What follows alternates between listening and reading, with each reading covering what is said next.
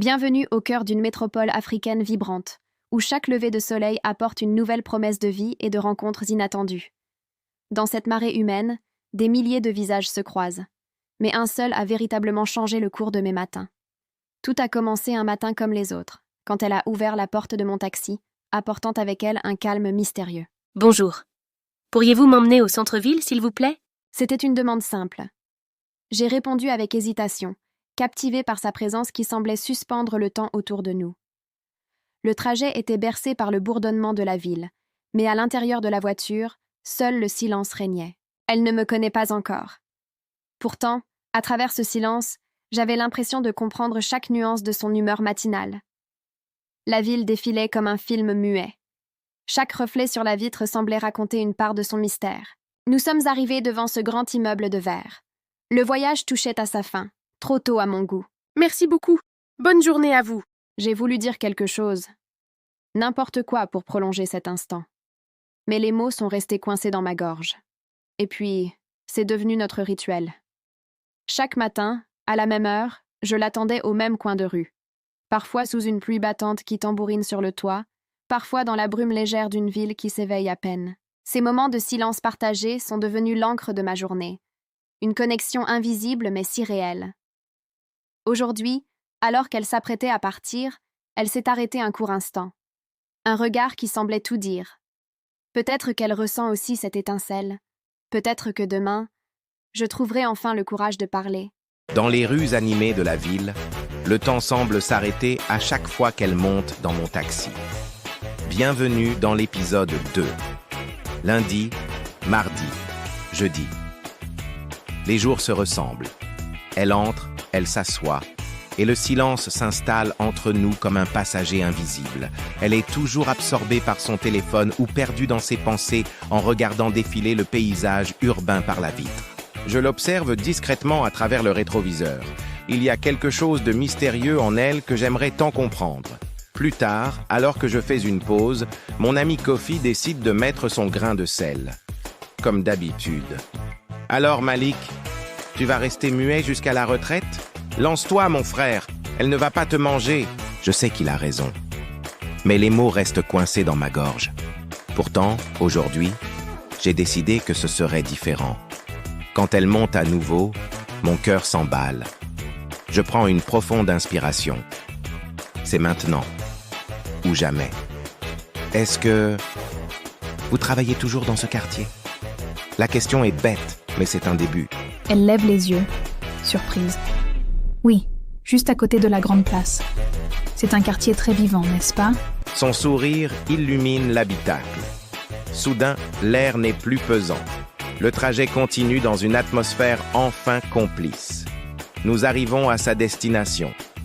Je me sens léger, fier d'avoir enfin brisé la glace. Elle s'apprête à sortir, mais s'arrête net. Elle se retourne vers moi avec un regard pétillant. Bonne soirée, Malik. À demain.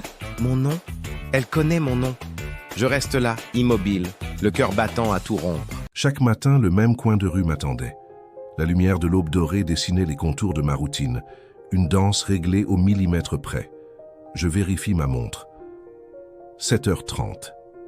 L'heure exacte où elle ouvrait habituellement la portière, apportant avec elle l'odeur du café et du papier frais. Mais aujourd'hui, le trottoir reste désert. Le silence s'installe dans l'habitacle, un invité non désiré qui prend toute la place. Je regarde dans le rétroviseur. Le siège arrière est vide. C'est fou comme l'absence d'une personne peut peser plus lourd que sa présence. Les jours ont commencé à s'étirer. Le ciel doré a laissé place à une grisaille monotone, comme si la ville elle-même partageait mon inquiétude. D'autres sont montés à bord. Une vieille dame avec ses fleurs, un homme d'affaires pressé par le temps. Des visages qui passent sans laisser de traces. Pourtant, mes yeux reviennent toujours vers ce même coin de rue. Je cherche cette silhouette élégante, ces tresses parfaitement coiffées que je connaissais si bien. Mes mains se crispent sur le volant. Chaque virage me rappelle un éclat de rire, une bribe de conversation sur ses projets au bureau. Le soir tombe, baignant la ville d'un mauve mélancolique. Je me suis garé près du parc pour reprendre mon souffle. Malik, mon frère, tu ne peux pas rester là à attendre un fantôme. La ville ne s'arrête jamais pour personne. Je sais, Kofi, mais ce n'est pas juste une passagère. C'était le point fixe de ma journée. Sans elle, le trajet n'a plus de sens. Poussé par un besoin de réponse, je suis allé devant son immeuble. La pluie s'est remise à tomber, lavant les trottoirs de toute trace de vie. Les rideaux de son appartement sont tirés. Un journal abandonné se décompose sous l'eau. Tout ici semble hurler que le temps s'est arrêté. En rangeant le véhicule, j'ai aperçu quelque chose qui brillait sur le tapis arrière. Un petit éclat de nacre, oublié dans la précipitation. C'est sa boucle d'oreille. Un fragment de son élégance, une preuve tangible qu'elle n'était pas qu'une invention de mon imagination. Je reste là, immobile. Dehors, l'orage éclate. Le tonnerre couvre le bruit de mes pensées, mais il ne peut pas effacer ce vide. Les néons bleus de la ville se reflètent sur mon visage. Je suis un chauffeur sans destination, un narrateur dont le personnage principal a disparu. Peut-être qu'elle ne reviendra jamais. Peut-être que ce silence est la seule réponse que j'obtiendrai. Le lien est rompu, et la nuit est longue. Dans ce long couloir d'hôpital, chaque pas résonne comme une promesse. J'ai cherché son visage dans chaque reflet pendant des jours entiers. Aujourd'hui, le voyage ne se fait pas au volant de mon taxi. Il se fait avec mon cœur. Vers l'inconnu de cette chambre, ma main tremble. Est-ce de la peur ou de l'impatience? Je ne peux plus reculer. Je dois savoir si elle m'attend. Je pousse enfin la porte. Le monde semble s'arrêter un instant. L'air est calme, presque sacré dans cette pièce, isolée du bruit. Tu as mis du temps. Je commençais à me demander si tu retrouverais ton chemin jusqu'ici sans ton GPS, Malik. Tu me connais vraiment? Je n'étais qu'un simple chauffeur pour toi, une ombre qui t'emmenait d'un point à un autre. Je t'ai choisi précisément parce que tu étais différent. Ton taxi n'était pas un transport, c'était mon seul refuge de paix. Je pensais que je ne faisais que mon métier. Mais chaque soir, j'attendais l'appel qui me ramènerait vers toi. Tes silences étaient de plus bavards que les mots des autres. Ils me rassuraient quand tout le reste n'était que chaos. Je m'assois près d'elle, craignant de briser ce moment fragile. J'ai tellement de choses à lui dire maintenant que je suis là. Je voulais te parler, Anaïs, mais j'avais peur. Peur de ne pas être celui que tu attendais vraiment. La peur est un passager que nous connaissons tous les deux. Moi aussi, j'hésitais à révéler ce que je ressentais vraiment. On a passé des heures à traverser la ville sans se dire un mot, alors que nos cœurs hurlaient la même chose.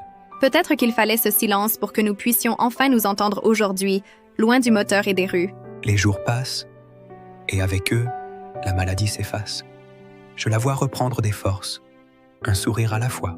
Chaque visite de Malik est comme un remède. Je sens la vie revenir dans mes veines, guidée par sa présence constante. Le gris de l'hôpital laisse place à des couleurs plus chaudes. L'espoir n'est plus un concept, c'est une réalité tangible. Quelques semaines plus tard, le soleil brille plus fort que jamais. C'est le jour du grand départ pour elle, pour nous. J'ai astiqué ma voiture, comme si c'était le carrosse d'une reine. Tout doit être parfait pour sa première sortie. Je sors enfin à l'air libre. Le vent sur mon visage me rappelle que tout commence maintenant. Malik m'attend. Elle s'approche du taxi, ce lieu où tout a commencé. Cette fois, elle ne s'assoit pas à l'arrière comme une étrangère. Cette fois, on va où? Je n'ai plus d'adresse en tête, juste une envie de liberté à tes côtés. Où tu veux. La route est longue. Mais pour la première fois, je ne compte pas les kilomètres, seulement les secondes avec toi. Le moteur ronronne doucement. C'est le début d'un voyage sans fin.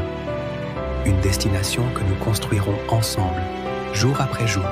Parfois, l'amour attend juste qu'on ose conduire dans la bonne direction. Nous avons enfin trouvé notre chemin. Taxi, amour. L'histoire se termine ici. Mais pour Malik et Anaïs, tout ne fait que commencer sous ce ciel doré. La nuit à Abidjan est un voile qui cache bien des secrets. Dans le silence de mon taxi, le temps semblait s'être arrêté. À mes côtés, Anaïs. Enfin sortie de l'hôpital, mais son esprit semblait encore coincé entre ces murs blancs. L'habitacle était baigné d'une lueur orangée chaleureuse. On aurait dit une petite bulle de paix au milieu du chaos urbain. Nous avons décidé de marcher un peu. L'air frais de la nuit nous ferait du bien, loin du ronronnement du moteur. Tu es toujours aussi silencieux, Malik. À quoi penses-tu quand tu ne dis rien? J'apprends. J'apprends à écouter le silence. On y entend parfois plus de choses qu'avec des mots. C'est vrai. Mais parfois, le silence est lourd. Il pèse comme un secret qu'on ne peut plus porter seul. Je me suis arrêté aussi. J'ai senti que le poids de ces cicatrices n'était pas seulement physique. Malik, je n'étais pas juste malade à l'hôpital. Je m'y cachais. Je fuyais quelqu'un. Mes mains se sont figées. Qui aurait pu vouloir du mal à une femme aussi rayonnante qu'elle? Mon ex-compagnon. Il ne supporte pas que je sois libre. Il me traque, même dans mes rêves les plus calmes. J'ai peur qu'il finisse par me retrouver. Sa colère est une tempête que je ne peux plus affronter. Je l'ai regardée droit dans les yeux. Je voulais qu'elle voie la force que je savais pouvoir lui offrir. Anaïs, regarde-moi. Cette fois, tu n'es plus seule. Je ne laisserai personne t'atteindre. Tu ferais ça pour moi? Pourquoi prendrais-tu un tel risque pour une simple passagère? Parce que tu n'es plus une simple passagère depuis longtemps. Tu es ma destination. Nous avons repris notre marche, main dans la main, ignorant que le danger n'était pas qu'un souvenir. Mais dans l'ombre, quelqu'un l'attendait. Un prédateur patient observant sa proie depuis les ténèbres. Le passé ne s'efface jamais vraiment. Il attend juste le bon moment. Certaines histoires, plus de compteurs, plus de passagers anonymes. Juste nous deux et la route qui s'ouvre enfin. Et cette fois, alors que je passais la première, je n'avais plus peur du lendemain. Nous étions enfin les maîtres de notre voyage. L'amour n'est pas une destination, c'est la liberté de voyager ensemble. Taxi Amour se termine ici, mais notre vie commence vraiment.